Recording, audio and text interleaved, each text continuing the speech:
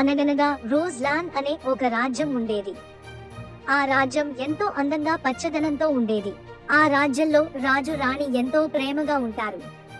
ప్రతిరోజు వారు తమ గార్డెన్లో విహారం చేస్తూ ప్రజా సమస్యలు, వారి రాజ్య అభివృద్ధి, అన్ని విషయాల గురించి చర్చించుకుంటూ సంతోషంగా ఉండేవారు.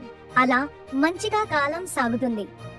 అలా ఒకరోజు రాజు రాణి తమ గార్డెన్లో నడుస్తూ ఉంటారు. అప్పుడు ఒక రాక్షసి ఆ రోజ్ ల్యాండ్ అందాన్ని చూస్తూ మైమరచిపోయి అలా రాజుగారి గార్డెన్ వైపు వస్తుంది.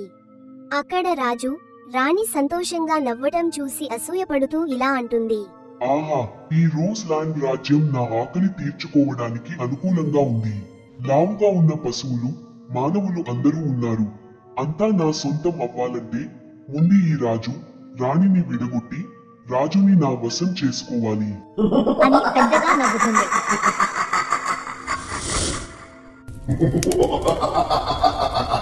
కొన్ని రోజుల తర్వాత రాక్షసి రాజుగారు ఒంటరిగా గార్డెన్లో ఉండటం చూసి వెంటనే ఒక అందమైన అమ్మాయిగా మారి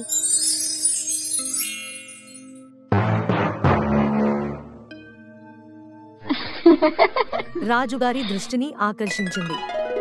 రాక్షసి అందాన్ని చూసి మైమరచిపోయి, ఆహా, సుందరి, ఎవరు నువ్వు?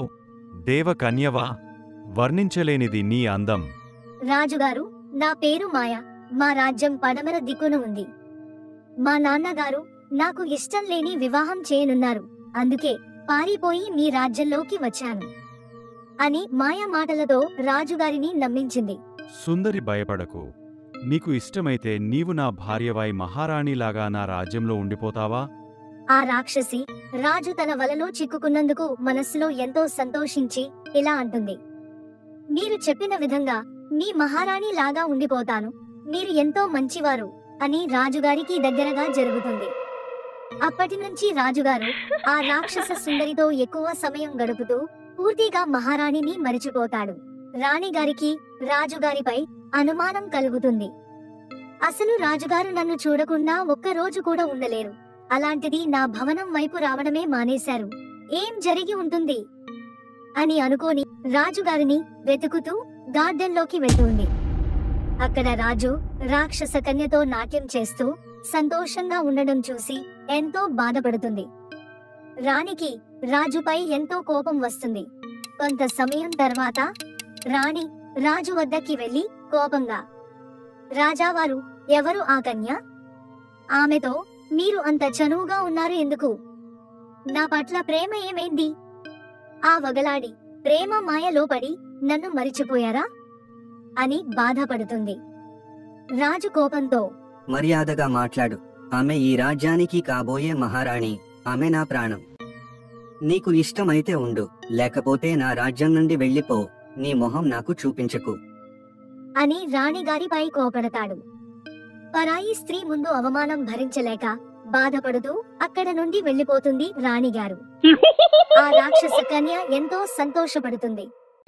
రాణిగారికి బాధ ఎక్కువై కళ్ళు తిరిగి పడిపోయింది. వైద్యురాలు రాణిగారికి పరీక్ష చేసి ఆమెతో, రాణిగారు, మీకు శుభవార్త. మీరు తల్లి కాబోతున్నారు. ఇకపై జాగ్రత్తగా ఉండాలి. ఈ మందులు వాడండి. మీకు అంతా మంచి జరగాలి మహారాణి అని దీవించింది. ఇదంతా రాక్షస కన్య చెలికత్తే వింటుంది.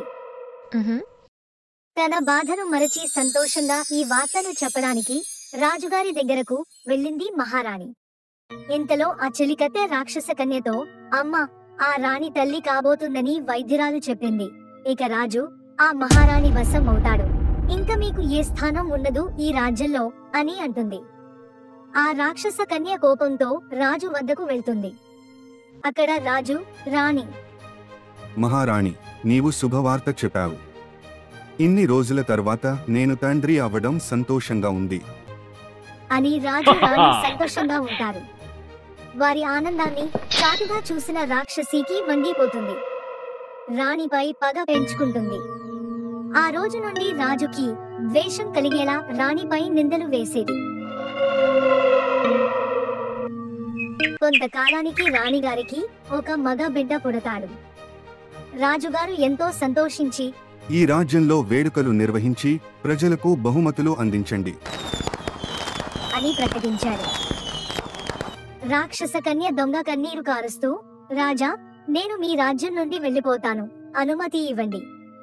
ఏమైంది సుందరి, నా వల్ల ఏదైనా పొరపాటు జరిగిందా? తర్వాత ఏమైందో తెలుసుకోవడానికి రాక్షస సుందరి నెక్స్ట్ పార్ట్ కోసం వెయిట్ చేయండి. మరిన్ని నీతి కథల కోసం మా ఛానల్ని సబ్స్క్రైబ్ చేసుకోండి.